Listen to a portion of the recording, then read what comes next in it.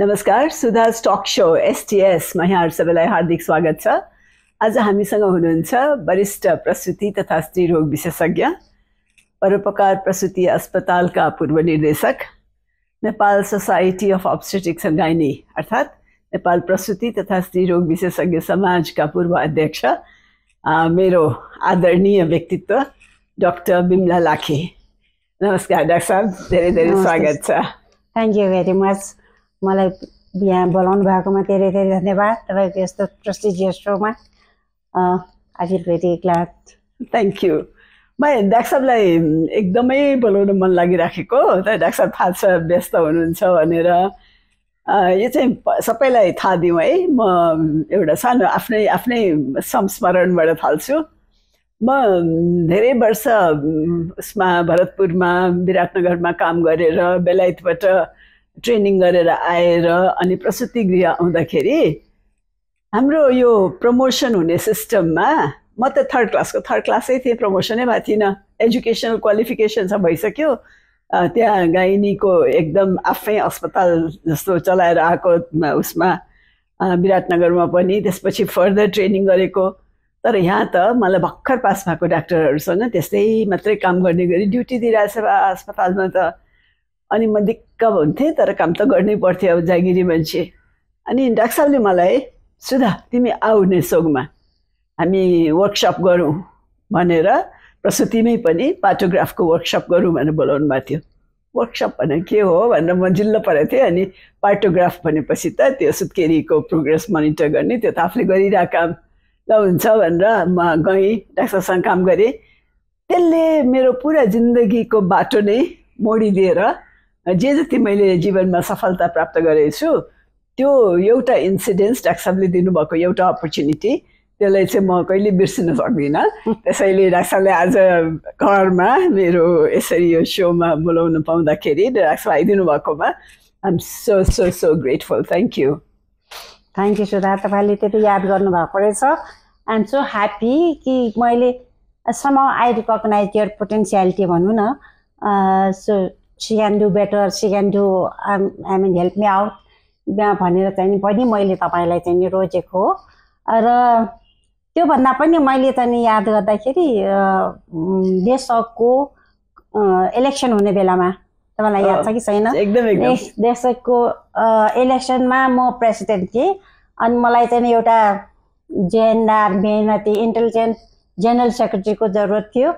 अनि मैले यसो हेर्ने, ल यो सुधालाई चाहिँ जनरल सेक्रेटरी बनायो भने she will be very helpful to me, we can take नेसक टु ए ग्रेटर हाइट, अलि त्यसलाई राम्रो गर्न सकिन्छ भन्ने मेरो मनमा लाग्यो र मैले उहाँलाई इन्भाइट गरेँ एन्ड सी एग्रिड।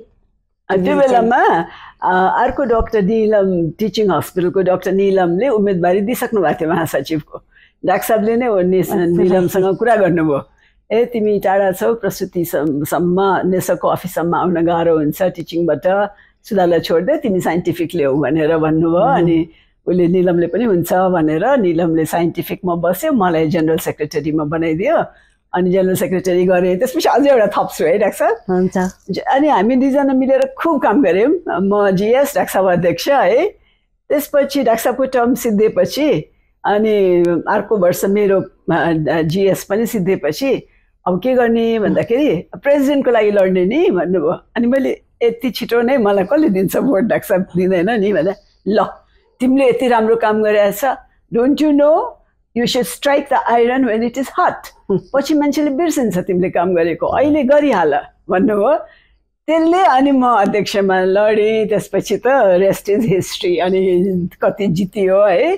त्यसपछि त यति आँटिलो म भएँ कि नेपाल मेडिकल एसोसिएसनको चुनाव लडेर दुईजना पुरुषलाई नै हराएर त्यहाँ पनि जित्न गएँ। भनेपछि त्यो डाक्टर साहबले सपोर्ट गरिदिएर हरेक स्टेजमा आफ्नो जुनियरलाई सपोर्ट गरिदिने मान्छे भयो भने उनीहरूको क्षमता बिस्तारै अभिवृद्धि हुँदै जाँदो रहेछ भन्ने र त्यसको रेकग्निसन गर्न सक्नु पनि त्यो डाक्टर साहबको गुण चाहिँ मलाई लाग्छ। हामी त्यसपछि त्यो गुण सिकेर मैले पनि जहिले पनि मेरो जुनियरहरूलाई बढाएकै छु अगाडि, किनभने हाम्रो जुनियरलाई अगाडि बढाउन सक्यो भने नै राम्रो हुँदो रहेछ भन्ने कुरा। त्यस कारण आज पुरानो कुरा सम्झिँदा त मलाई त आँखै रस आयो ल हेर।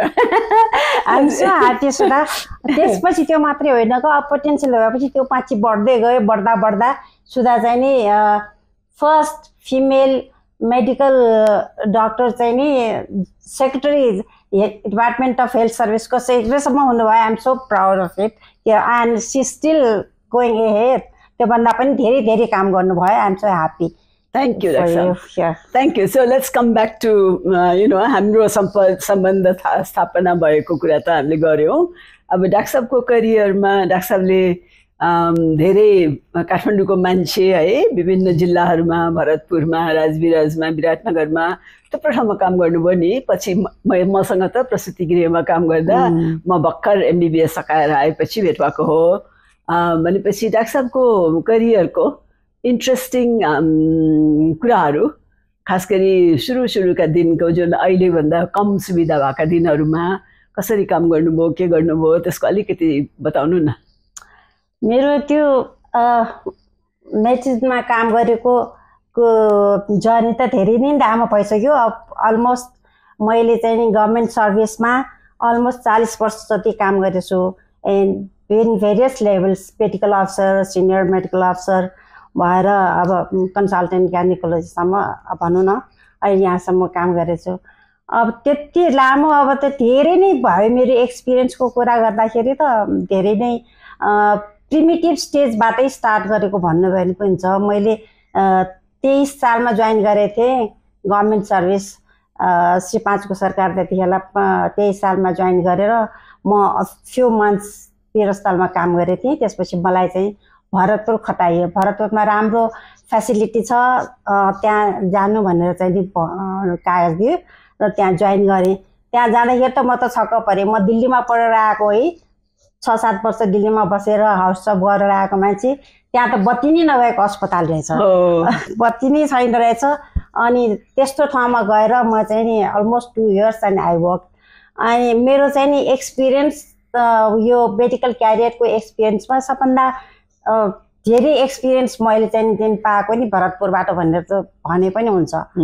कस्तो कस्तो केसहरू ह्यान्डल गर्नु पर्यो नदेखेको केस जस्तो मैले चाहिँ अब मेडिकल अफिसर फिमेल भएपछि फिमेलहरू हेर्ने भयो होइन। अब गाइनी डिपार्टमेन्ट गाइनेकोलोजिस्ट भने पनि जे भने पनि आफै नै मेडिकल अफिसरै हुन्थ्यो। अनि बत्ती नभएको ठाउँमा सिजेरियन सेक्सन गर्ने है टर्च लाइटबाट सिजेरियन सेक्सन गर्ने। अनि एउटा पेट्रोल मेक्सन टाढा बारेर राख्थ्यो अनि टर्च लाइट देखाएर त्यहाँ सिजेरियन सेक्सनहरू गरिन्थ्यो। अनि सबभन्दा ठुलो कुरा चाहिँ नि त्यहाँ मैले रप्चर युट्रस पाठीगत चाहिँ फुटेको महिला आएको थियो र मैले त्यस्तो चाहिँ केस कहिले पनि देखेको थिएन। दिल्लीमा त्यत्रो वर्ष हाउससप गर्दाखेरि पनि देखाएको थिएन। वीरस्थलमा पनि त्यस्तो आउने कुरै थिएन त्यतिखेर। अनि rupture uterus I could diagnose. अनि त्यो पेसेन्टलाई चाहिँ अपरेसन गरेर त्यो पनि एनेस्थेसिया इटर एनेस्थेसियामा हुन्थ्यो त्यतिखेर सुँगाएर चाहिँ गर्ने। त्यो पेसेन्टलाई बचाएको चाहिँ मलाई अहिलेसम्म चाहिँ एकदम खुसी लागेको छ। त्यहाँ रिकग्नाइज गरेर त्यसलाई डायग्नोसिस गरेर त्यो चाहिँ ठिकठाक भएर चाहिँ घर फर्काउनु पायो। त्यो चाहिँ I am very proud of it that first time भनौँ न सिजेरियन रप्चर युट्रस। अनि अर्को इन्ट्रेस्टिङ केस मैले भरतपुरमा गरेको एउटा महिला आउनु भएको थियो। उसको चाहिँ बच्चा पाएको 1 महिनासम्म साल अड्केको थियो पाठीगत सालै नखसेको 1 महिनासम्म त्यो साल अड्काएर आएको पनि त्यसलाई पनि अपरेसन गरेर मैले साल निकाल्ने भनौँ न। त्यो सौभाग्यवश के हुन्छ भने तिनीहरूको चाहिँ नि समाउ नेचरले पनि धेरै हेल्प गर्दो रहेछ। त्यो ब्लिडिङ चाहिँ त्यतिको भएको रहन्छ। पेसेन्ट कन्डिसन राम्रो थियो होला। त्यहाँबाट 1 घन्टा लगाएर मैले त्यो प्लासेन्टा झिकेको बोकाल्यो नि। त्यो 2वटा चाहिँ केस चाहिँ नि मैले एकदमै मलाई चाहिँ एक ठुलो एक्सपिरियन्स। खास गरी अहिले भयो भने सामान्य केस जस्तो भइसक्यो किनभने सुविधा छ। त्यो बेला सुविधा नभएको बेलामा आफ्नो ज्यानलाई नै खतरामा राखेर डाक्टरहरूले त्यसरी बचाउँथ्यो है। भरतपुरको डाक्टरले अनुभव सुनाउँदा म एउटा थपौँ है। म त त्यो गाइनोकोलोजिस्ट भएर भरतपुर खटिएको होइन नि सुरुमै खटिएको नि। अनि सुरुमा त मलाई के पनि आउँदैन थियो है त्यो बेलामा। अनि एउटा पेसेन्ट आयो अबर्सन भएको। अनि जाँचेर हेरेँ हात त मेरो पहेँलो भयो है। अब के भयो यो ग्लोभ्सभरि पहेँलो छ भने म त आत्थेँ, मैले त्यो कहिले जिन्दगीमा त्यो देखाएको थिइनँ। अनि त्यहाँ डाक्टर दुर्गा मानन्दर हुनुहुन्थ्यो, हाम्रो मेसु, उहाँ सबै चिज गर्नुहुन्थ्यो है। अनि डाक्टरलाई सोधेँ, डाक्टर साहब यस्तो आयो, यो के होला भनेको, ल थाहा छ नि त मलाई एक्रिफ्लेभिन हाल्यो हो नि भनेर, एक्रिफ्लेभिन हाल्यो हो नि, अबर्सन प्रोक्योर गर्नलाई एक्रिफ्लेभिन हाल्दो रहेछ। त्यो सेप्टिक भएर ज्वरो हाई फिभर त्यसरी आएको है भने म त भने त्यो मेरो आँखा खोलाएको के अबर्सनको कुरामा। अब त्यो अबर्सनको बारेमा अहिले हामी त्यसमा फेरि छलफल गर्छौँ, अलिकति गरि नै हालौँ क्या है लिङ्क भएर। हामी स्त्रीरोग प्रसुति समाजमा काम गर्दाखेरि जुन डाक्टरले भन्नुभयो, डाक्टर साहब अध्यक्ष हुनुहुन्थ्यो, म महासचिव भएर काम गरेँ। त्यो बेला 2000तिरको कुरा हो, सन् 2002मा हाम्रो अबर्सन लिगल भयो नि, त्योभन्दा जस्ट अगाडि हो है। त्यो बेला हाम्रो सोसाइटीले, हाम्रो प्रसुति विशेषज्ञ समाजले त्यो अबर्सन गर्भपतनलाई कानुनी रूप दिनुपर्छ भनेर ठुलो पैरवी गरेका थियौँ है। त्यसमा म सम्झन्छु डाक्टर साहबको नेतृत्वमा हामीले जुलुसहरू निकालेर प्रजनन स्वास्थ्यको नारा लगाउँदै इन्टरनेसनल वुमेन्स डेहरूमा धेरै गऱ्यौँ। अनि पछि त्यो लिगल पनि भयो, जबकि त्यो बेलामा कतिजनाले अबर्सन लिगलाइज गर्नु हुँदैन, यसले उच्छृङ्खलता बढाउँछ, महिलाहरूलाई जिम्मेवार बनाउँदैन भनेर कति, अनि धार्मिक रूपमा पनि यो वर्जित छ भनेर गोर्खापत्रमा लेखदेखि लिएर कति भएको थियो। तर हामीले चाहिँ त्यो महिलाहरूको पीडा, कोही गोबर हालेर आउँथ्यो, कोही सिन्का हालेर आउँथ्यो है, कस्तो उच्च अनि पाठेघर फुटाएर आउँथ्यो, त्यो सबै देखाएर होइन महिलाको लागि गर्नुपर्छ। अनि कति महिला त अबर्सन गरेको भनेर जेलमा पनि थिए, पुरुषलाई केही नहुने, महिला चाहिँ जेलमा जानुपर्ने त्यस्तो अवस्था थियो। त्यसमा पनि डाक्टर साहबले काम गर्नुभयो। यो लिगल अबर्सन भएको पहिला र अहिलेमा डाक्टर साहबको अनुभवमा के फरक भेट्नु भएको छ, त्यो अलिकति सुनाइदिनु न सबैलाई। पहिले अब एबोर्सन इलिगल हुँदाखेरि त अब मान्छेहरूले त्यही पनि एबोर्सन गर्न चाहन्छ, धेरै बच्चा बच्ची भयो भने पाल्न पनि गाह्रो, फाइनेन्सियली पनि गाह्रो, सोसाइटीमा पनि धेरै बच्चा भएकोहरूलाई अलि हेला गर्ने त्यस्तो खाले पनि सिचुएसन हुन्थ्यो। र कुनै किसिमले जसरी भए पनि त्यो बच्चा निकालौँ भन्ने उनीहरूको त्यो हुन्थ्यो। र सेप्टिक धेरै जसो कसैले त्यो तपाईँले भने जस्तै सिन्का हालेर, कसैले त्यो के अरे रुखको हाँगापिङ्गा हालेर के गरेर आउँथ्यो। कतिपय अवस्थामा पनि थियो नि है, अविवाहित महिला, विधवा महिला, त्यसको रेपमा परेको, जबरजस्ती करणी भएको त्यस्तो महिलाहरूलाई पनि कुनै थिएन नि होइन, केही पनि सुविधा थिएन नि त। अनि समात्यो भने सिधै जेल जानुपर्ने, अनि गर्ने डाक्टरलाई पनि समात्यो भने सिधै जेल जानुपर्ने अवस्था थियो नि। त्यसले गर्दाखेरि सेवा दिन पनि डाक्टरहरू डराउँथ्यो, गर्न मान्दैन थियो। अनि हामीलाई डाक्टर मल्लले सम्झिनुहुन्छ, स्वराजले सम्झाइरहेको थियो मलाई, सी मेनोरेजिया लेखेर त्यो गर्नु हुँदैन, अबर्सन भनेर लेख्थ्यो भने महिलालाई जेल हाल्छ भनेर है। अनि अनम्यारिडहरूलाई जस्तो इलिगल त्यस्तो परेकोहरूलाई सी मेनोरेजिया लेख्नु पर्थ्यो। रक्त माने यतिकै महिनावारी बिग्रिया भने जसरी लेखेर पनि हामीले कतिलाई बचायौँ है। तर अहिले चाहिँ फेरि एबोर्सन चाहिँ मान्छेहरूले जति चाहिँ फ्यामिली प्लानिङको गर्नुपर्ने हो, फ्यामिली प्लानिङको एडभोकेसी त्यति भइरहेछ, यस्तो इजिली एभाइलेबल पनि छ, तैपनि त्यतातिर मान्छेहरूको ध्यान त्यति गएको जस्तो मलाई लाग्दैन। त्यो उनीहरू चाहिँ नि फेरि एबोर्सनै गर्नेतिर जान्छ, बच्चा भए पनि एबोर्सन गराइहालिन्छ। आजकल त विभिन्न किसिमको ले गर्न सकिन्छ, सजिलै पनि हुन्छ। अब एबोर्सन लिगल भइसकेपछि त विभिन्न संस्थाहरूमा पनि एभाइलेबल छ। त्यसैले एबोर्सनको कति डाटा यहाँ राखेको छ मलाई त्यति ज्ञान भएन, तर एबोर्सन चाहिँ नि बढेकै छ कि त्यति जति हुनुपर्ने हो त्यति चाहिँ नि प्रिभेन्सन चाहिँ गर्दैन। डाक्टर साहबले भन्नुभएको एकदम ठिक छ। त्यो यो सबैलाई जानकारी हामी दिउँ पनि, महिलाहरूलाई अबर्सन लिगल भयो, गर्भपतन कानुनी मान्यता पाएको छ, गर्न पाइन्छ, निःशुल्क पनि पाइन्छ, सरकारी अस्पतालहरूमा छ। तर के हो भने यसको खतरा छ नि। अस्ति मात्रै डाक्टर साहब 2-4 महिना अगाडि, 4 महिना जति भयो, एउटा महिला मृत्यु भएको छ। अनि गर्भपतन लिगल त भयो, तर महिलाहरूले चाहिँ अनावश्यक रूपमा गर्भपतन गरेको पनि राम्रो होइन। डाक्टर त्यही भनिराख्नु भएको छ नि, परिवार नियोजनको साधनहरू प्रयोग गर्नुपर्छ। साधन काम गरेन भने अथवा कुनै आपद विपद परेर गर्भ रह्यो भने त्यस्तोमा गर्नु पाउनु पर्ने अर्कै कुरा हो।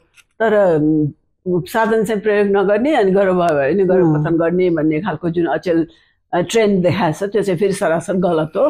त्यसले धेरै रिस्क हुन्छ। गर्भपतन गर्दा तत्काल केही नभए पनि अर्को प्रेग्नेन्सीको बेलामा त्यो पाठेघर कमजोर भयो भने जुन पाठेघर फुट्नेदेखि लिएर अनेक कुरा भन्नुभयो डाक्टरले, त्यस्ता कम्प्लिकेसन नहोला भन्ने छैन। त्यो सबै सम्भावनाहरू छन्। ओके, अनि हामी अब भरतपुरको अनुभव साथफेर गर्दै थियौँ। त्यसपछि डाक्टर साहबलाई अर्को क्षेत्रमा हामी आउँ, नेसोगमै। डाक्टर साहब प्रसुति तथा स्त्रीरोग विशेषज्ञ समाजको अध्यक्ष भएर हामीले त्यत्रो काम गऱ्यौँ, खास गरी डाक्टर साहबको नेतृत्वमा धेरै काम भयो। त्यसको बारेमा अलिकति बताइदिनुहुन्छ? अब नेसोगको एक्चुअली सुरु भएको भनौँ न, सुरुदेखि नै भने पनि हुन्छ। यो फर्स्ट स्टेज कन्स्टिट्युसन पास गरेपछि नै 91मा पहिलो इलेक्सनबाट भएको एक्जिक्युटिभमा म चाहिँ सेक्रेटरी भएको थिएँ। 91को सेक्रेटरी भएको थिएँ। त्यसमा चाहिँ मेरो पनि पहिलो अनुभव थियो त्यो। म पहिले त्यस्तो संस्थाहरूमा कहिले काम गरेको थिएन, तर इट वाज भेरी इन्ट्रेस्टिङ। मलाई चाहिँ नि अस्पतालभित्रैको मात्रै पनि काम गर्दाखेरि पनि अर्कै हुन्थ्यो होइन एटमोस्फियर। त्यहाँ काम गर्दाखेरि आई गट द अपर्च्युनिटी त्यो सबै विदेशी संस्थाहरूसँग, एनजिओहरू सबैसँग मिलेर हामीले जुन छ नि सेफ मदरहुड को त्यति बेला भर्खर आएको थियो कन्सेप्टहरू। पहिले सुरुमा त हामीले सेफ मदरहुड भनेको बारेमै खासै थाहा थिएन। त्यो सुरक्षित मातृत्व भनेर यो सरकारको सँग पनि फ्यामिली हेल्थ डिभिजनसँग मिलेर हामीले धेरै प्रोग्रामहरू गर्ने मौका पाएँ। त्यसको एडभोकेसी एवेरनेस प्रोग्रामहरू है हामीले निकै गरेँ र जुलुसहरू पनि तालिमहरू दियो। तालिमहरू जस्तो डाक्टरहरूलाई, नर्सेसहरूलाई विभिन्न तालिमहरू पनि दियो। र त्यहाँ धेरै चाहिँ अरू संस्थाहरूसँग मिलेर चाहिँ काम गर्ने चाहिँ मौका पायो। र हामीले जस्तो एसिया ओसिनिया फेडरेसनहरूको चाहिँ फर्स्ट एक्जिक्युटिभ मिटिङ पनि गरायौँ नेपालमा। र त्यसै बेलामा हामीले त्यहाँ पोखरामा पनि लगाएको थियौँ होइन, उहाँहरूलाई लगेर पोखरामा पनि हामीले चाहिँ प्रोग्रामहरू गऱ्यौँ। नेसोग चाहिँ नि नेपालमा चाहिँ संस्था चाहिँ एकदम हुनुपर्ने, यसले चाहिँ धेरै चाहिँ हाम्रो चाहिँ त्यसलाई दायरा चाहिँ बढायो। त्यसमा डाक्टरले भन्नुभएकोमा म केही तथ्याङ्क थपौँ है, त्यसले गर्दा सबैलाई झन् हाम्रो कामको महत्त्व बुझ्न सजिलो हुन्छ। त्यो बेलामा डाक्टरले भनिराख्नु भएको कुरा चाहिँ 1989 सन् 1990 ताकाको हो। त्यो बेला हाम्रो मातृमृत्यु प्रति 1 लाख जीवित जन्ममा 539 जना आमाहरू मर्थे। यो विकराल थियो समस्या। अनि गर्भवतीहरू अस्पतालमा सेवा लिन जाने झन्डै 90 जना घरमा बच्चा पाउँथे, 10 जना मात्रै सेवा लिन जान्थे, 100मा 10 जना, 10%। त्योभन्दा बढी जाँदैन थियो। अनि घरमा सुत्केरी हुने अनि धेरै मातृमृत्यु हुने। हामीले अस्पतालमा यस्ता केसहरू देख्थ्यौँ। अघि मात्रै डाक्टरले उदाहरण दिनुभयो, पाठेघरै फाटेको, कतिजना त बच्चाको टाउकोको सट्टा हात निकालेर आउँथ्यो, कतिको नाली खसेर आउँथ्यो, बच्चा पनि मर्ने आमा पनि मर्ने त्यस्तो अवस्था थियो। त्यसमा हामी लगायत सरकारको ठुलो प्रयास भएर अहिले मातृमृत्यु घटेर प्रति 1 लाख जम्मा 70 जना आमाको मृत्यु, 151 जना आमाको मृत्यु हुन्छ। र हामीले चाहिँ सहस्राब्दी विकास लक्ष्य हासिल गर्नको लागि, सस्टेनेबल डेभलपमेन्ट गोल हासिल गर्नको लागि, दिगो विकासको लक्ष्य हासिल गर्नको लागि सन् 2030 सम्ममा हामीले यो आँकडालाई 70मा पुर्याउनुपर्छ। अहिले 151मा छ भने नेपालले 539बाट झारेर 151मा त ल्यायो। यो निकै नै ठुलो प्रगति हो। त्यो बेला भनौँ न 5,000 आमा मर्थे नेपालमा 539 per 100,000 भने झन्डै 5,000 मर्थे भने अहिले त्यो मृत्यु करिब करिब 1000मा झरिसकेको छ। तर पनि 1000जना आमा मर्नु भनेको पनि त धेरै ठुलो सङ्ख्या हो नि त। त्यसले गर्दाखेरि हामीले अझै यसलाई घटाउनु पर्ने छ।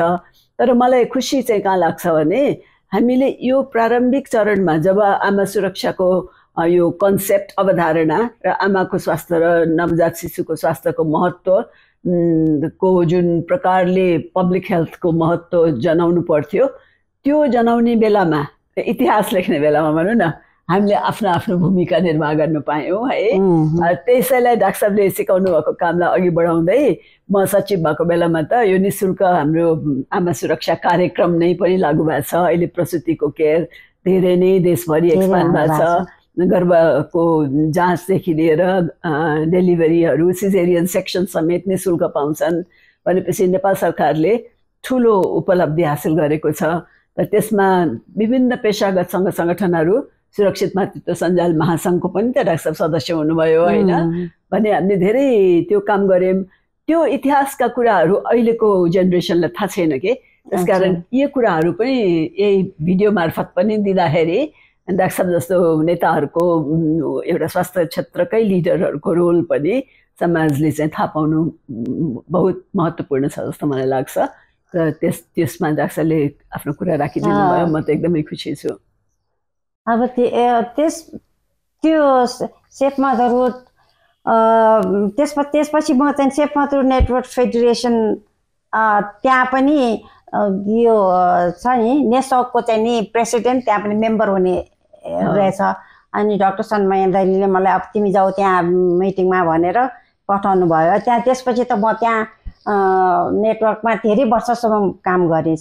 Member as a board member technical सपोर्टहरू चेयरपर्सन भएर त्यहाँबाट पनि धेरै काम हुन्थ्यो। यो मात्रै खास गरी जनचेतना जगाउने कामहरू भयो। पछि हाम्रो यो जुन सुरक्षित मातृत्वको ऐन आएको छ नि त्यो ऐनको ड्राफ्ट पनि सरकारले ड्राफ्ट गरेपछि सुरक्षित मातृत्व सञ्जाल महासङ्घ नेपालले विभिन्न प्रदेशमा त्यो बेला त अञ्चल हुन्थ्यो विभिन्न अञ्चलमा लगेर छलफलमा ल्याएर परिमार्जन गरेर त्यसको फाइनल स्वरूपमा लगेर अनि पछि लोकतन्त्र आइसकेपछि चाहिँ गणतन्त्र आइसकेपछि अनि हाम्रो उसबाट पास भयो, त्यो संसदबाट पास भएर अनि अहिले त ऐनै भइहाल्यो। त्यसकारण त्यसमा प्रारम्भिक चरणको थुप्रो काम त हामीले गऱ्यौँ नि। त्यो सञ्जालले पनि एक्चुअली यो एडभोकेसी अवेरनेस क्रिएसनको पनि थुप्रै यो जिल्लामा बाहिर पेरिफेरीमा चाहिँ निकै गरिन्थ्यो। त्यहाँ पनि अब हामी त त्यहाँ सेन्टरमा मात्रै बसेँ, म धेरै जसो टेक्निकल सपोर्टहरू त्यहाँ रिसर्चहरू जे हुनेमा अब मैले गर्न सक्ने कामहरू सबै त्यहाँ पनि सपोर्ट गरिदियो। अनि डाक्टर साहबको अर्को रोल मलाई उसमा पनि लाग्छ। हामीले अघि एडभोकेसीका कुरा त गऱ्यौँ, गर्भपतन लिगलाइज हुन जब लिगल भयो त्यसपछि पनि त त्यसको तालिमका म्यानुअलहरू डेभलप गर्ने, तालिमहरू दिने, दक्ष सेवा प्रदायकहरूलाई तालिम दिने, त्यसमा टेक्निकल कमिटी TCIC भनेर टेक्निकल कमिटी फर इम्प्लिमेन्टेसन भन्ने थियो, सेफ अबर्सन सर्भिस भनेर त्यसमा पनि बसेर डाक्टर साहबले गर्नुभयो, पछि मैले गरेँ। त्यो नर्सहरूलाई तालिम दिने होइन। त्यसले गर्दा सेवा हाम्रो एक्सपान्ड गर्नलाई सजिलो भयो नि। अनि रिसर्च पनि गरेँ नि, क्यालिफोर्नियाको UCLA को लेडी आएर होइन त्यस्तै पनि हामीले प्रोफेसरहरू आएको थियो नि, त्यो त्यसको पनि तालिमहरू रिसर्चहरू गरेका थियौँ। कृपा संस्था आनन्द संस्थासँग मिलेर हामीले रिसर्चहरू पनि गरेका थियौँ। काम त धेरै गरियो तर है सम्झिँदाखेरि यस्तो आनन्द लाग्छ यही काम गरियो। मैले पनि त्यो हिजो यसोको रिभ्यू गरिरहेको थिएँ। काम त निकै रहेछ, निकै बाहिरको संस्थाहरूसँग मिलेर पनि धेरै काम गरिएको रहेछ। त एक्चुअली अस्पतालभित्र मात्रै काम गरेर यो सबै कुरा थाहा नहुने रहेछ। यो जब संस्थाहरूसँग आबद्ध हुन्छ त्यसपछि दायरा चाहिँ एकदम ठुलो हुने रहेछ। त्यसपछि सबै कुराहरू कन्ट्रिब्युसन पनि तपाईँले चाहिँ धेरै जनसङ्ख्याहरूमा पेरिफेरीमा सबैलाई धेरै चाहिँ तपाईँले यु क्यान कन्ट्रिब्युट। हामीले त्यही प्रसुति गृहमा काम गर्दा गर्दै पछि प्रोफेसर रत्नम जुन एक्ज्याक्टली मलाई पनि त्यही याद आयो एसिया ओसियाना फेडरेसनको भनेर अघि सुनाउनु भयो नि प्रोफेसर रत्नम आउनुभएको थियो है अनि उहाँले भन्नुहुन्थ्यो whatever comes to the hospital is just a tip of the iceberg. All of it lies below, under the water. You can't even see. Look beyond the walls of the hospital. Look beyond the walls of the hospital. अनि हामीले त्यो मूल मन्त्र जसरी काम गरेको थियौँ है मलाई त पछि त्यसैले मैले त एमपिएच शुद्ध गर्न गएँ है त्यो धेरै धेरै ठुलो त्यो कसैले बाटो देखाइदियो भने आँखा खोल्या जस्तो नि हाम्रो त बन्द आँखा खोलाइदिनु भएको थियो प्रोफेसर रत्नमले पनि त्यो एकदमै श्रद्धा लाग्छ है उनीहरू त मलाई पनि एकदमै त्यो खुसी लाग्छ त्यो कुरा चाहिँ इट इज सो ट्रु है साँच्चै भित्रमात्रै बसेर त यहाँ कति महिलाहरू सफर गरिरहेछ कसको के जरुरत छ भने थाहा हुँदैन त्यो अस्पताल बाहिर रहेछ सबभन्दा प्रब्लमहरू त्यहाँ त सब प्रब्लम भइसकेपछि मात्रै आउने उनीहरूलाई जान बचाउने हाम्रो मात्रै आइपुग्ने अरू त आइ नै पुग्दैनन् अस्पतालै आइपुग्दैनन् र उनीहरूलाई अस्पताल आउनै नपर्ने गरिकन अवेरनेस क्रिएसन गर्ने जानुपर्छ बिरामी के भएपछि कहाँ जानुपर्छ भन्ने कुरा सिकाउने पनि द्याट इज भेरी इम्पोर्टेन्ट जस्तो मलाई लाग्यो एकदमै एकदमै राम्रो कुरा हो अनि अर्को मलाई चाहिँ नि इन्ट्रेस्टिङ लागेको म चाहिँ नि झन्डै 40 वर्ष बसेँ होला सरकारी सेवामा सरकारी सेवा सकेपछि मैले चाहिँ अर्को एउटा संस्थामा काम गरेँ एनएफसीसीमा है नेपाल फर्टिलिटी केयर सेन्टर कोपुन्डोलमा काम गरेँ त्यहाँ गरेको काम मलाई चाहिँ एकदम इन्ट्रेस्टिङ लाग्यो कि इट्स सो डिफ्रेन्ट त्यहाँ एक्चुअली त्यो सेन्टरमा त्यहाँ म चाहिँ सिनियर डक्टर भनेर मलाई अपोइन्टमेन्ट दिएको थियो र त्यहाँ के हुन्थ्यो त्यहाँ चाहिँ सेक्सुअली ट्रान्समिटेड इन्फेक्सन्स र एचआइभी भएको पेसेन्टहरू चाहिँ नि आउने संस्था रहेछ त्यहाँ अनि त्यहाँ चाहिँ एउटा स्ट्याटिक क्लिनिक हुन्थ्यो अनि त्यहाँ चाहिँ म हेरेर बस्थेँ अनि त्यसपछि मोबाइल क्लिनिकहरू थुप्रै थिएछ अनि मोबाइल क्लिनिकमा गएर पेसेन्ट जाँच्ने त्यही एट द स्पट ट्रिटमेन्ट दिने that was very good HIV संक्रमण त्यो बेला एकदमै उच्च देखियो अनि हाई रिस्क ग्रुपमा झन् बढी थियो दरअसल त त्यो हाम्रो एनसीएससीबाट नेपाल सरकारको एनसीएससीमा पनि हाइडेलबर्ग युनिभर्सिटीको मार्फत प्रोग्राममा थियो त्यसमा काम गर्नुभएको थियो नि कोअर्डिनेटर गर्नुभएको थियो त्यो यौन रोग पनि हामी स्त्रीरोग विशेषज्ञ हुँदाखेरि त विभिन्न किसिमका यौन रोगबाट पढ्छौँ नै तर तत्कालै डायग्नोज गरेर अनसाइट ट्रिट गरेर अनि यौन रोग भएकोलाई एचआइभी नलागोस् भन्ने तर्फ पनि प्रिभेन्सनमा पनि खुबै ध्यान दियो नि है त्यसले गर्दाखेरि हामीले त्यो अर्थमा एचआइभी प्रिभेन्सनमा पनि ठुलो भूमिका रह्यो नि यौन रोग भनेर अस्पतालमा आउनेहरू कमै हुन्थ्यो या हामीले रिकग्नाइज पनि त्यति गर्दैन थिए यौन रोगहरू जम्मै चाहिँ स्किन भेनिरलिज डिपार्टमेन्टमा जान्छ भन्थे होइन उनीहरू सबै उतै जान्छ अनि हामीले त्यसलाई खासै चाहिँ नि ध्यान दिएको हुँदैन थियो अब जब म कोअर्डिनेटर एसटिडी कोअर्डिनेटर भएर प्रस्टिग्राममा काम गरेँ मैले त्यहाँ एसटिडी सेन्टर पनि इस्टाब्लिस गरेँ त्यही हाइडेलबर्ग युनिभर्सिटीको थ्रु त्यहाँ गरेर रिसर्चहरू पनि गरियो अनि त्यहाँ उता एनएफसीसीमा काम गर्दाखेरि actually I used to deal with the patient चाहिँ निसँग अब यो एसटिआई केसै हो एसटिआई एचआइभी केस भनेर छुट्टै आएको पेसेन्ट सुरुमा त डर पनि लाग्थ्यो कि आफैलाई एचआइभी सर्छ कि भनेर अब त्यस बेलामा एवेरनेस आफूलाई पनि त्यति थिएन नि अनि त्यसपछि थाहा पाएँ कि त्यो त्यत्तिकै सर्ने त होइन पेसेन्ट जाँचेर आफूले सर्दैन र it was very impressive on the spot diagnosis गरेर मोबाइल क्लिनिकहरूमा मैले त्यस्तो हुन्छ भन्ठानेको थिएन पहिले कि त्यो त्यहाँ के भन्छ स्टेटस्कोप अब यो के माइक्रोस्कोप ल्याब टेक्निसियन सबै गएर त्यहाँ तुरुन्तै अन द स्पट जाँचेर त्यहाँ पुरा ट्रिटमेन्ट दिएर पठाउँथ्यो द्याट वाज भेरी नाइस अनि मैले एसटिआईमा काम चाहिँ गरेको मलाई यति इन्ट्रेस्टिङ लाग्यो त्यो पेसेन्टहरू कसरी डिल गर्ने भन्ने पहिले थाहा थिएन काउन्सिलिङ अब एसटिआई भन्दा साथ आफैले सर्छ कि भन्ने हुन्छ नि डक्टरहरूको अनि सरुवा रोग भने छिछि दूर गर्ने त्यस्तो हुन्थ्यो तर त्यो गर्नु हुँदैन भन्ने अनि सर्दैन भन्ने त्यो ज्ञान एक्ज्याक्टली ज्ञान चाहिँ स्वास्थ्यकर्मीहरूलाई पनि थुप्रो ज्ञान तालिमहरू दिनुभयो नि त थुप्रै तालिम दिए आफ्नो स्वास्थ्यकर्मीकै पनि माइन्डसेट चेन्ज भयो नि धेरैको माइन्डसेट अनि कसरी डिल गर्नुपर्छ उनीहरूलाई कसरी रेस्पेक्टफुल्ली ट्रिट गर्नुपर्छ उनीहरू अलिकति डराएर बसेकोहरू हुन्छ होइन अलिकति आफूलाई चाहिँ डिफ्रेन्ट जस्तो फिल गरेको पनि हुन्छ र उनीहरूले कसरी नर्मली ट्रिट गर्ने नर्मली बिहेभ गर्ने र काउन्सलिङ कसरी गर्ने कसरी पार्टनर ट्रिटमेन्ट गर्ने भन्ने कुराहरू चाहिँ so interesting and so nice it is नहुने सबैलाई यो नलेज चाहिँ हुनुपर्छ कसरी खास गरी त्यसमा पार्टनरको डाक्टर साहबले कुरा भन्नु हुँदाखेरि त्यो कति महिलाहरू त यौन कर्मीहरू पनि हुन्थ्यो नि होइन यौन पेसा अपनाएकाहरू अनि उनीहरूको त फेरि पार्टनर पनि को हो भन्ने थाहा हुँदैन नि त्यस्तो बेलामा अनि कन्डमको नेगोसिएट नगरिकन कन्डम नलगाइकन सेक्स गर्नु हुँदैन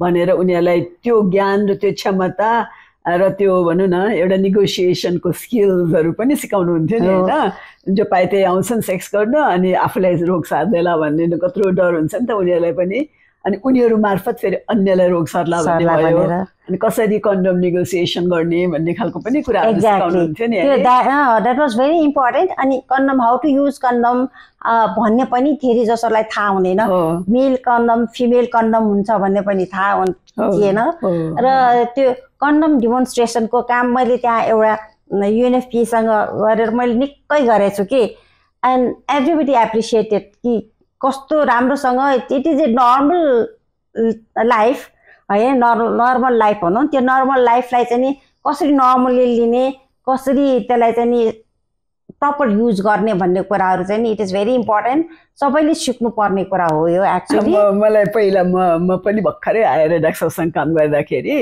हामी परिवार नियोजन सङ्घ छ नि त्यस अन्तर्गत पनि एउटा क्याम्प थियो होइन त्यहाँ तालिम दिनुपर्ने स्वास्थ्यकर्मीहरूलाई त्यहाँ गएको अनि त्यो बेलामा कसैले त्यो कन्डमको तालिम गर्दाखेरि थम देखाएर औँला देखाएर कन्डम यसरी लगाऊ भनेर भनेछ होइन त्यो मान्छेले त बिचरा औँलामा कन्डम लगाएर अनि सेक्स गरेछ पछि त्यो प्रेग्नेन्ट भएर आइरहेको अनि हामीले कुरा गर्दै जाँदा त कन्डम प्रयोग गरेको थिएन भने गरेको थियो भन्छ है पछि खोताल्दै जाँदाखेरि त गलत तरिकाले लागेछ भने हामी कस्तो एम्बारस भएको थियो है त्यसरी अनि हामीले सिकाएको थियौँ अनि पछि त त्यो काठको मोडलै राखेर अनि सिकाउनु थाल्यो तर त्यो कस्तो सम्झिँदाखेरि ती दिनहरू अहिले पनि अचम्म लाग्छ हामीले कसरी काम गरेको थियौँ भनेर नि अनि त्योभन्दा पनि मैले अरू छक्क पनि देखेको त म त्यही हाइडलबर्ग युनिभर्सिटीले मलाई चाहिँ नि एउटा ट्रेनिङको मौका थियो अक्सफोर्डमा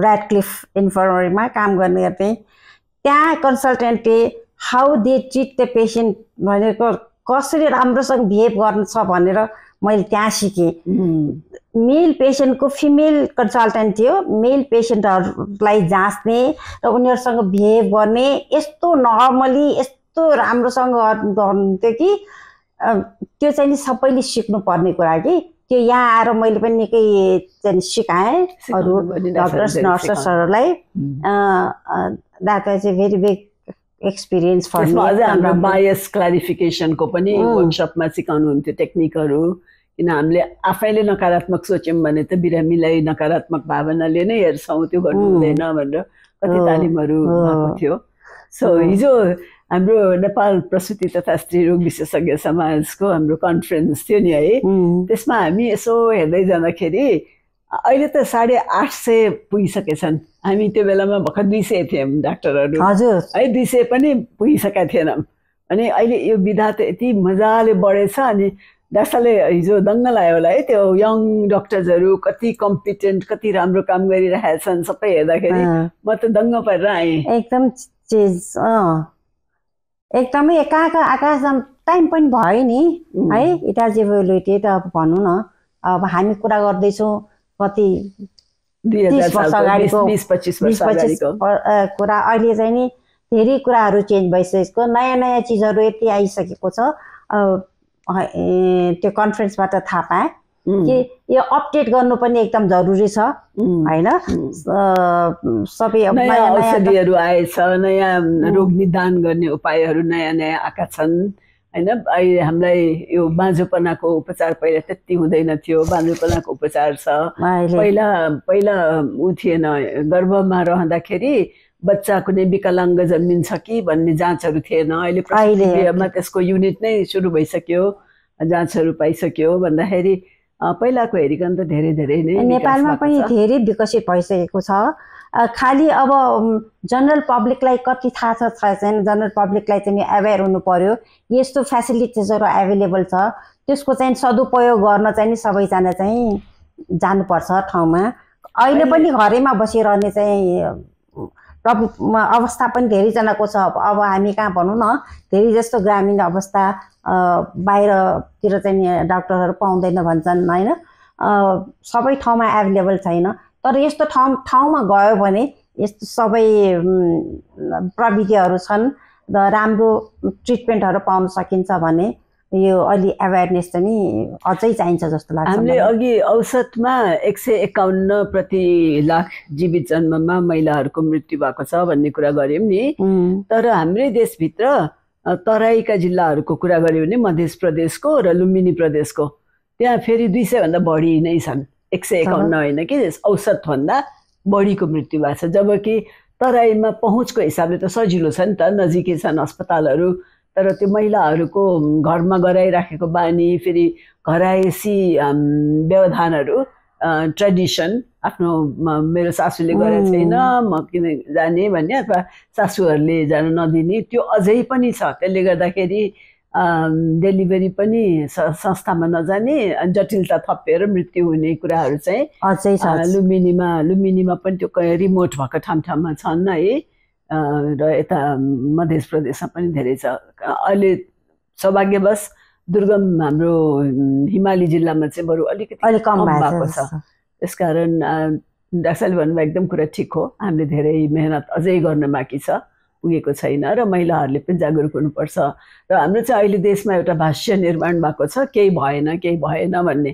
तर स्वास्थ्य क्षेत्रमा हामी यही डाक्टर साहबले र मैले काम गर्दैको वर्षहरूमा पनि कति धेरै प्रगति भएको छ है। त्यो प्रगति भएको छ भनेर हामीले त्यो भनौँ न राम्रो चिज राम्रो भएको छ भन्ने चाहिँ हामीले त्यो गर्न जानेको छैनौँ, त्यो हाम्रो प्रवृत्ति पनि छैन। त्यसले गर्दा काम गर्ने मान्छेहरूले जस पनि पाउँदैन है। कति दुःख गरेर त्यो एउटा डाक्टर भनौँ न 365 दिन नै खटेर काम गरिरहेको हुन्छ नि, तर एउटा केही केस बिग्रियो भनेदेखि अब सबै उसको पछाडि खोइरो खानेहरू लाग्छन् फेरि, भनेपछि अलिकति गाह्रो छ काम गर्न। तर आफ्नो कामको त्यो सोचेर ल्याउँदा पछाडि फर्केर हेर्दाखेरि चाहिँ धेरै सन्तोष लाग्ने अवस्था मलाई चाहिँ लाग्छ। तर मलाई लाग्छ सुधा अलिकति चाहिँ नि यो एजुकेसन लेभल चाहिँ हामी कहाँ चाहिँ अझै कम छ। मान्छेहरू शिक्षित भयो भने बुझ्छ र उनीहरूले थाहा पाउँछ कहाँ के गर्नुपर्छ, कहाँ जानुपर्छ भन्ने कुराको चाहिँ ज्ञान पनि उनीहरूलाई बढ्छ। शिक्षाको स्तरै अलिकति बढाउनु पर्छ जस्तो मलाई लाग्छ। शिक्षाको स्तर ठिक छैन। एसएलसी एसई को रिजल्टै हेर्नु न, कति कम पर्सेन्टेज पास भएका छन्। स्कुलहरूको अवस्था ठिक छैन, स्कुलभित्र राजनीति पसेको छ, धेरै धेरै कुराहरू अप्ठ्यारा कुराहरू छन्। सही कुरा हो। अब हामीले धेरै धेरै एरिया कभर गऱ्यौँ। डाक्टर साहबलाई अरू कुन विषयमा अलिकति आफ्ना अनुभवहरू सेयर गर्नु मन छ? अब अनुभव भन्दाखेरि अब भनौँ न अब 40-50 वर्षको अनुभवमा अब यो पहिलेको कुराहरू त छोडिदिउँ। पहिले त धेरै अप्ठ्यारो कन्डिसन थियो, जस्तो भनौँ न अब चितवनमै बिजुली नभएको ठाउँमा काम गर्नु पर्थ्यो। क्याम्पहरू, ल्याप्रोस्कोपी क्याम्पहरू, अरू गाइनी क्याम्पहरूमा जानु पर्थ्यो। त्यही त्यहाँ कन्डिसन्सहरू त राम्रो थिएन नि। तर त्यो हेर्दाखेरि अहिले जति हामी कहाँ प्रगति भए पनि त्यो सर्भिसहरू त्यति राम्रो भएको जस्तो लाग्दैन। मान्छेहरूको सेवा गर्ने भावनाहरू अहिले त्यति पहिलेको अहिले धेरै कम्पिटिसन धेरै छ। डक्टरहरूलाई पनि धेरै गाह्रो छ। एकदम सबैजना चाहिँ सेन्ट्रली केन्द्रित भएको छ नि। सबैजना सहरमा मात्रै छ, गाउँमा चाहिँ गयो भने डाक्टरलाई पनि केही फेसिलिटी छैन, काम गर्ने वातावरण पनि त्यति हुँदैन। त्यसैले यो काम गर्ने वातावरण बनाउन हाम्रो समाजले गर्नु पर्यो किन डाक्टरको आफ्नो सुरक्षा विचार गर्छ नि त हैन सुरक्षा नहुने देखेपछि उनीहरू जान मान्दैनन् नजाँदाखेरि अनि झन् गाउँघरमा अप्ठ्यारो हुन्छ एकदमै अब हामीले पहिले गएर त्यत्रो काम गरेर त्यस्तो बत्ती नै नभएको ठाउँमा अपरेसन गरेर सिजेरियन दिएर ल्याप्रोटोमी गर्नु पेट खोल्ने जे पनि गर्ने कुरा त्यति बेला किनभने त्यसमा पिट्न आउने के गर्न आउने भने डर चाहिँ नै हामीलाई थिएन के धेरै माया गर्थ्यो नि डाक्टरले हामीलाई त्यो डर थिएन हामीले वी डु आवर बेस्ट हामीले सकेसम्म गर्छ डाक्टरले गरेको हो भने सबैले चाहिँ नि माने गरे हुन्छ र पैसाको पनि त्यति त्यो डिमान्ड पनि थिएन डाक्टरले पनि हाम्रो पालोमा त प्राइभेटमा जान्छ भने 7 रुपियाँ फिस बनाइदिएको थियो डाक्टरले 7 रुपियाँ म प्र्याक्टिस गरेर 15 रुपियाँसम्म पुगेको थियो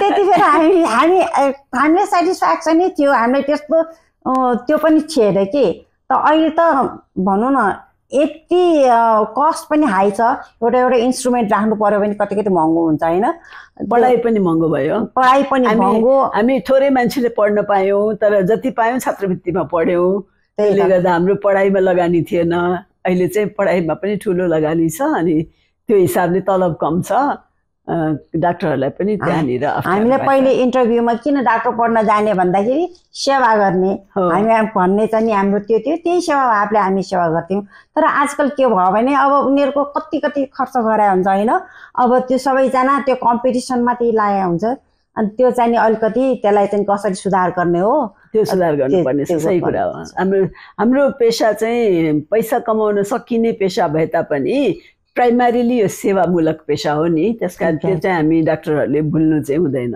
त्यो चाहिँ हामी यो भिडियो हाम्रो हेरिराख्नु हुने युवा चिकित्सकहरूले पनि सबैले चाहिँ त्यो कुरा चाहिँ बुझ्नै पर्छ उहाँहरूको गाह्रो साँगुरो छ अप्ठ्याराहरू छन् त्यसलाई क्रमशः हामी सुधार गर्दै जानुपर्छ तर बिचारा जनता त पब्लिकले पनि अलिकति बुझिदिनु पर्ने हुन्छ यस कुरामा हैन सही कुरा हो सुरक्षित वातावरण दिन सक्नु पर्यो नि आई थिङ्क हाम्रो गफ निकै रमाइलो भयो अब यसलाई हामी अन्तिमतिर ल्याउँ क्या र है डाक्टर साहब अब अन्तिमतिर ल्याउँदै गर्दाखेरि डाक्टर साहबलाई हाम्रो युवा चिकित्सकहरूलाई एउटा त सेवा भाव लिएर भन्ने कुरा भयो अरू डाक्टर साहब के भन्न चाहनुहुन्छ अब मलाई लाग्छ अब नयाँ डाक्टरहरूले अब सेवा त सेवा गरिराखेकै हुन्छ होइन सेवाको भावले नै गरे हुन्छ तर उनीहरूलाई नयाँ नलेजहरू पनि दिन एकदम जरुरी छ र आफूलाई त कसरी आफ्नो मेन्टेनेन्सको पनि एकदम जरुरी छ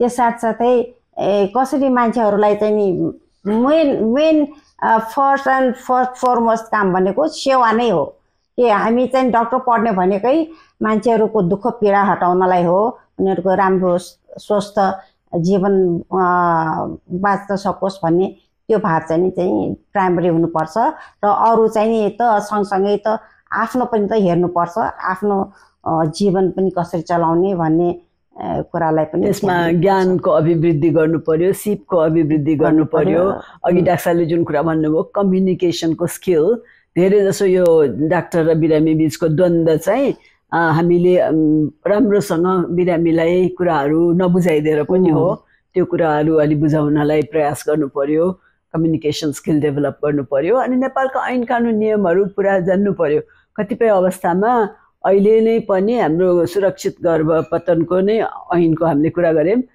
धेरै मान्छेलाई थाहा छैन त्यो जानेको छु भन्दैमा सर्टिफिकेट छ भन्दैमा त्यो दर्ता गरेको छैन भने त्यो स्टिल इलिगल हुन्छ अनि 40% महिलाहरूले अझै पनि गर्भपतन हाम्रो कानुनी छ भनेर सर्वसाधारण जनतालाई थाहा छैन लैङ्गिक हिंसाको त हामीले कुरै गरेका छैनौँ त्यसमा डाक्टर साहबले त लैङ्गिक हिंसाको पनि अझ कति काम गर्नुभएको छ जेन्डर बेस भाइलेन्सको अवस्थामा अनि महिलाहरू मलाई हिंसा भयो भनेर आउँदैनन् ती महिलाहरू कतिपय त कहिले पेट दुख्यो भनेर आउँछन् कहिले टाउको दुख्यो भनेर आउँछन् कहिले के भित्र के भएको छ कि हेरिदिनुहोस् भनेर आउँछन् किन लोग्नेले राति कुट्या हुन्छ अनि उसलाई भित्र कहाँ के बिग्रिया छ कि हुन्छ भन्न अप्ठ्यारो हुन्छ कतिपय आँखा कालो गरेर आएर हुन्छन् पिटाइ खाएको के भयो भन्दाखेरि लडेँ ठोक्यो भन्छन् है भनेपछि त्यो अर्को डाइमेन्सन छ लैङ्गिक हिंसाको बारेमा केही भन्नुहुन्छ रहेछ मैले छुट्याएँ अघि सोध्नलाई खासै त्यही हो। अब सबैजनाले थाहा छ लैङ्गिक हिंसा त अब त्यो भनौँ न, अब सेकेन्ड क्लास सिटिजन भनेर आइएमआईहरूलाई हेर्छ भनेर त सबैजनाले थाहा पाएको कुरा हो है। इक्वेल मान्दैन र superiority, mail is always Superior भन्ने चाहिँ हाम्रो उसमा छ हाम्रो समाजमा। त्यसलाई चाहिँ कसरी त्यो पनि मलाई लाग्छ कि शिक्षाकै कारणले गर्दाखेरि चाहिँ भएको हो। यदि शिक्षित भयो भने त्यो डेफिनेटली कम हुन्छ। इक्वेल त नहोला रे, तर डेफिनेटली शिक्षा पायो भने शिक्षितहरूमा त्यतिको लैङ्गिक हिंसा हुन्छ जस्तो लाग्दैन।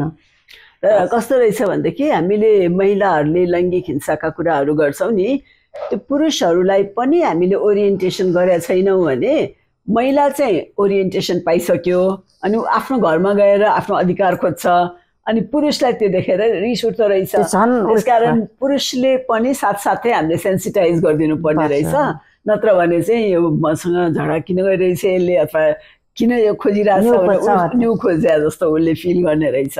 त्यसकारण त्यो एस्पेक्ट चाहिँ अलिकति हामीले अझ यो लैङ्गिक हिंसाकै विषयमा चाहिँ हामी अर्को दिन पनि छलफल गर्न सक्छौँ। आई थिङ्क हाम्रो गफगाफ राम्रै भयो, लामो पनि धेरै नगरौँ क्या र। डाक्टर साहबले पनि यत्रो फुर्सद निकालेर आइदिनु भएको छ है। त्यसकारण अब डाक्टर साहबको सुस्वास्थ्य एकदम दीर्घायुको कामना गर्छु। डाक्टर लाखे तपाईँको श्रीमान कति वर्ष हुनुभयो? 88 अलमोस्ट 90 है, अलमोस्ट 90 हजुर। अनि उहाँलाई हेरविचार गरी आफ्नो बिरामीहरू हेरविचार गरी डाक्टर साहबले त भनौँ न you have such a beautiful successful life है, छोरी छन्, राम्रो गरिरहेछन् है। त्यसकारण आज यसरी बसेर कुरा गर्नु पाउँदा पनि एकदमै रमाइलो लाग्छ र महिलाहरूको सफलताको प्रतिबिम्बमा डाक्टर साहबको एउटा नाम पनि मेरो लागि चाहिँ सधैँ अग्रस्थानमा रहन्छ। यति भन्दै डाक्टर साहब आइदिनु भयो भनेपछि त्यसको लागि हार्दिक आभार व्यक्त गर्छु। थ्याङ्क यू भेरी मच सुधा, तपाईँलाई पनि मलाई मौका दिनुभयो यहाँ आएर केही बोल्न, मलाई एकदम रमाइलो लाग्यो। Thank you so much. I hope पब्लिकले पनि केही पोजिटिभ मेसेजहरू लिनु होला भन्ने आशा गर्छु।